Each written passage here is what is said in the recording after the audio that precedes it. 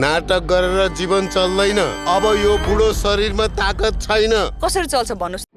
Jitu Nepal is on a limelight recently, किनकि जितु चाहिँ आफ्नो मुभीको प्रमोसनको लागि इच एन्ड एभ्री ठाउँमा पुगिरहेको छ। TV show, podcast, interview, theatre, जता पनि जितु पुगि नै रहेको छ। I am Jit Bahadur focus on the journey of Jitu Nepal, जहाँ चाहिँ जितु एउटा साधारण जीवन बाँचिरहेको हुन्छ गाउँको लोकल थिएटरमा पर्फर्म गरेर।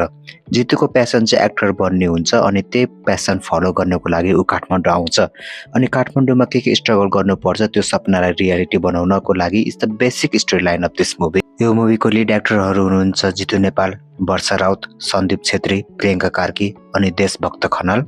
शुभेन्दु घोषले चाहिँ यो मुभी डाइरेक्ट गर्नुभएको हो। म चाहिँ यो मुभीको राम्रो र नराम्रो पक्ष भन्न गइरहेको छु, सो तपाईँहरू डिसाइड गर्न सकोस् यो मुभी हेर्ने कि नै भनेर।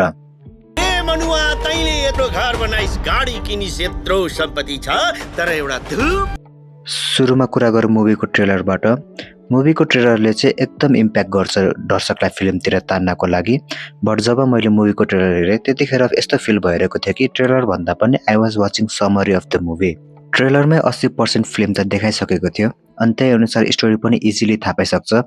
फिल्म हेरिराख्दा पनि स्क्रिन प्ले इजिली प्रेडिक्ट गर्न सकिन्छ, यो पछि के हुन्छ यो पछि के हुन्छ भनेर इजिली थाहा पाउँछ।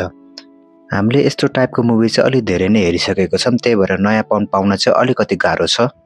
यो फिल्मको राम्रो पक्ष भनेको चाहिँ जब मुभी सुरु हुन्छ तबदेखि नै म चाहिँ अलरेडी इन्भेस्ट भइसकेको थिएँ, किनकि फिल्मले सुरुबाट नै एउटा स्मुथ पेसमा गइरहेको थियो। फिल्म प्रेडिक्टेबल भए पनि हेर्न चाहिँ रमाइलो नै हुन्छ जबसम्म जित बहादुर गाउँमै हुन्छ। त्यति बेरसम्म एकपल्ट पनि ध्यान यताउता हुँदैन because of the seamless screen play. तर मुभीको सेकेन्ड हाफ सुरु भएपछि चाहिँ मुभीले आफ्नो फोकस लुज गर्न थाल्छ। सेकेन्ड हाफमा आइपुग्दा चाहिँ आई फेल्ट कि मुभीले चाहिँ ड्रामेटिक टर्न लिन्छ। फर्स्ट हाफमा इट वाज रियलिस्टिक, तर सेकेन्ड हाफमा चाहिँ अलि ओभर द टप फिल हुन सक्छ। मुभीको टेक्निकल एस्पेक्ट चाहिँ एकदम ब्रिलियन्ट छ। Visually this movie looks beautiful. Camera मुभमेन्टहरू पनि एकदमै फ्ललेसली गइरहेको थियो, प्लस साउन्डको डिजाइन पनि एकदमै राम्रो छ। ब्याकग्राउन्ड म्युजिक पनि एकदम टप नच क्वालिटीको थियो। थ्रु आउट द मुभीमा नै एकदमै सुथिङ साउन्ड सुन्न पाइरहेको थियो। हिरो बन्न गएको तेरो सिनेमामा सम्भावना छैन। किन सम्भावना छैन सर? तेरो अनुहार छ। पर्फर्मेन्सको कुरा गर्ने हो भने चाहिँ I felt Varsha Raut is that one actor जसले चाहिँ एउटा इम्प्याक्टफुल रोल प्ले गर्नुभएको छ। Varsha Raut as Niti is outstanding. Varsha चाहिँ जितुको वाइफको भूमिकामा छ अनि उसले चाहिँ आफ्नो क्यारेक्टरलाई एकदम पर्फेक्टली निभाएको छ। युजुअली मेल ओरिएन्टेड मुभीमा फिमेल एक्टरको त्यति धेरै इम्प्याक्टफुल रोल हुँदैन, but not on this movie. यो मुभीमा वर्षाको रोलको यति धेरै इम्पोर्टेन्ट थियो र वर्षाले चाहिँ आफ्नो क्यारेक्टरलाई यति सजिलो तरिकाले निभाएको छ। She shines throughout the film. Varsha as Nidhi is supportive, calm and caring अनि पुरै फिल्ममा the way Varsha support Jitu's character is excellent. Deshbhakta खनालले पनि आफ्नो ब्रिफ टाइममा रिमार्केबल रोल प्ले गर्नुभएको छ। Priyanka Karki is also good in this movie. प्रियङ्काको खासै धेरै स्क्रिन प्रेजेन्स त छैन, तर जति पनि छ त्यतिमा चाहिँ एफोर्टलेस पर्फर्मेन्स गर्नुभएको छ। Same goes to Sandeep Chhetri as well. सन्दीपले आफ्नो क्यारेक्टरलाई मजाले बुझेर त्यही अनुसारको पर्फर्मेन्स दिनुभएको छ। जितु नेपाल, मलाई चाहिँ जितुको यो मुभीमा पर्फर्मेन्स चाहिँ हिट एन्ड मिस जस्तो लाग्यो। कुनै सिनमा चाहिँ हि लुक्स आउटस्ट्यान्डिङ भने कुनै सिनमा चाहिँ हि फल्स फ्ल्याट। त्यही भएर म चाहिँ जितुसँग त्यति धेरै इमोसनली कनेक्ट गर्न सकिनँ। जस्तै फिल्ममा त जितु त एउटा एक्टरको भूमिका प्ले गरिरहेको छ नि त, उसको हबी वा प्यासन वा अकुपेसन जे भने ऊ त एउटा एक्टर हो नि त मुभीमा त। अनि जब ऊ चाहिँ एज अ जित बहादुर हुज अ रेगुलर गाई प्ले गरिरहेको हुन्छ नि त्यति बेला चाहिँ हि लुक्स फ्याबुलस।